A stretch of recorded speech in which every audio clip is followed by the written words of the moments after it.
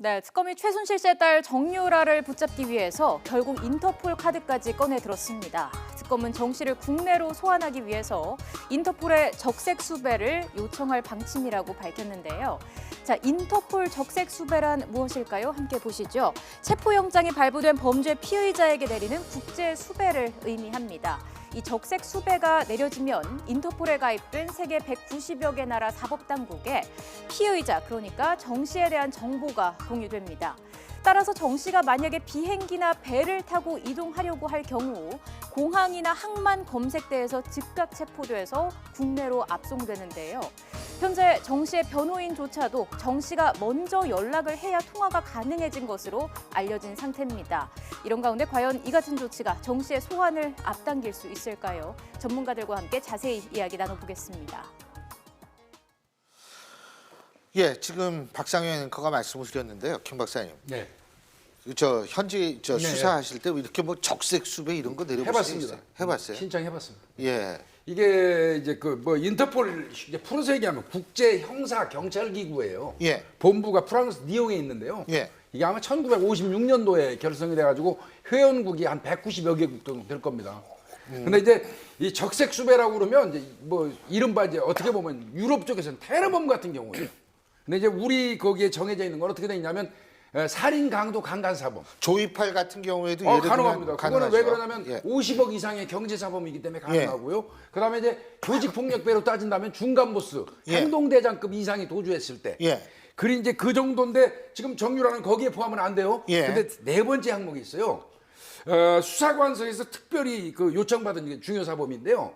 그러니까 기타 그 특별히 필요한 사유를 첨부해서 거기에 해당이 돼가지고 아마 신청을 하는 것 같습니다. 근데 이제 이게 뭐 다른 나라에서 온 거는 그 니옹에 있는 이제 본부에 우리 또 경찰관도 주재관이 거기 나가 있어요. 그러니까 받아가지고 어느 정도 심사를 하고 타당성이 있다고 그러면 이제 적색 수배가 개시가 됩니다. 예. 여권 효력 정지하고 상관. 그거는 법무부에서 여권 하는 효력 거죠? 정지는 법무부에서 해갖고 여권 무효화를 시켜서 불법 체류자를 만든 다음에 강제 추방되도록 하는 조치고요. 이거는 이제 좀 더 능동적인 어떤 수사 방법이죠. 근데 적색 수배가 되면요, 제일 큰 게 뭐냐면 유럽 쪽에서는 적색 수배 떨어지면 못 돌아다닙니다. 왜 그러냐면 항만이나 이 공항은 이 테러 때문에 굉장히 검문 검색이 심합니다.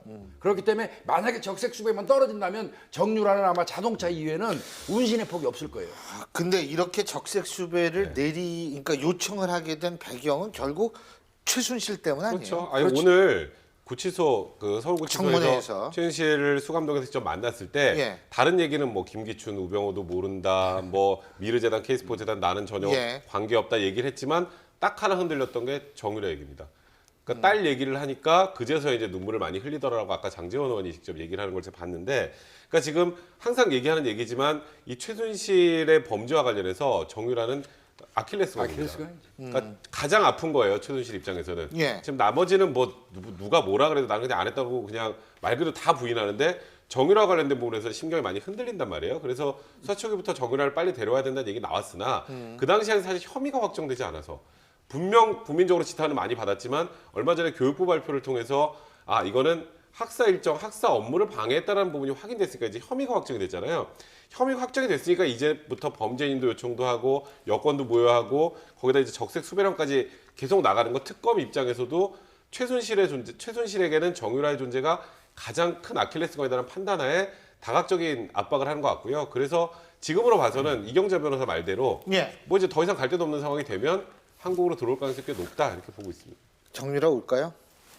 일단 그 이경재 변호사 얘기는 연락이 안 된다며. 아니 연락이 지금 되고는 본인이 전화를 해야지 그렇죠. 되는 거지. 연락이 자기가 연락 어떻든 못한다면. 직간접적으로는 되고 예. 있다 이러면서, 근데 이제 적색 수배할 정도의 중대 범죄는 아니지 않느냐라고 이야기 비판을 하면서 그럼 본인의 생각이고. 예, 그래서 그렇게 하면서 어떻든 자진 귀국해야 하는 게 바람직한 거 아니냐. 일단 그걸 위해 노력하고 있다라고 얘기하는 거 보면 하여튼 좀 가능성은 좀 어느 정도 있는데 좀 두고 봐야 될 것 같습니다. 일단은 돌아올 가능성이 좀 높아진 것 같습니다. 그러니까 얼마 전에 뭐 스위스 망명설, 망명 타진설 네. 이런 얘기가 있었는데 저는 타진했을 가능성이 굉장히 높다고 봐요. 예를 들어서 뭐 최순실 씨가 그 유럽에서 많은 자산을 운용을 했다라고 전제한다면 예. 스위스 은행 계좌가 뭐 당연히 있다라고 우리가 전제를 해야 되겠죠.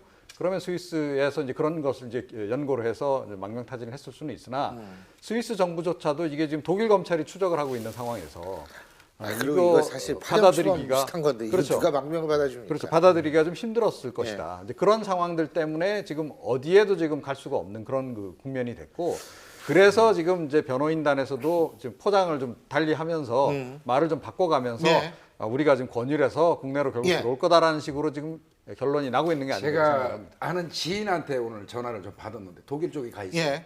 독일 쪽에 가 있는데 우리 교민 사회가 지금 굉장히 힘든가 봐요. 예. 독일 검찰하고 경찰이 지금 교민들을 찾아다니면서 거기에 어떤 회사 조그만 거 설립한 거를 페이퍼 컴퍼니가 아닌지를 죄 확인하고 다닌다는 거예요. 그래서 지금 교민 사회에 페이퍼 컴퍼니 만들어 가지고 지금 들어가 있는 사람들, 뭐 장기 체류를 위해서 편법으로 이렇게 들어간 사람들이 꽤 있는 것 같습니다.